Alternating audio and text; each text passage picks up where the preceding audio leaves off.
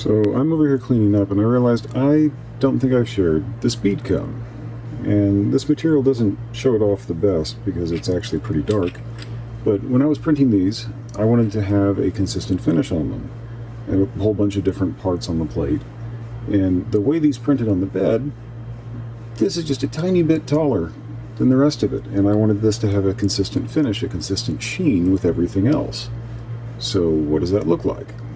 So here's the plate that those came off of. The issue I had is if I go and look at this in my speed preview, you see that it slows down near the top. Well, that's minimum layer time kicking in, that when you get to these very top layers and there's only a few things for it to print, it has to go slow so it can maintain active cooling. That's normal, that's expected.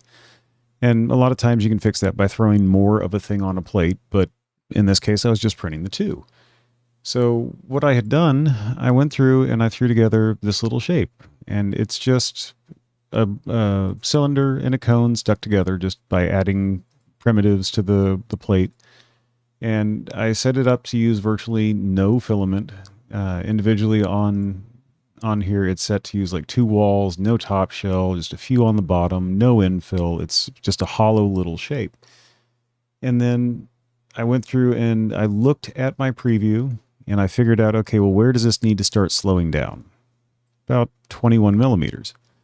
So I came in here and made a height range modifier on my cone shape that said when you get to these top layers, the 21 and higher, print super slow.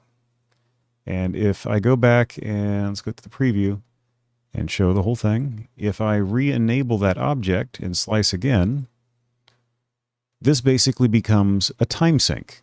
That when the printer moves to here, it prints real slowly so that these layers have time to print and to print at speed. The end result is I have a consistent outer finish without having to slow my printed objects down. You can do this in reverse. You can come down and you can say, okay, well, minimum layer or the outer wall speed on these two objects I want done at 30 millimeters a second or whatever, but that might increase your overall print time. And in this case, I actually like the semi-dull sheen that I get from printing this material at speed.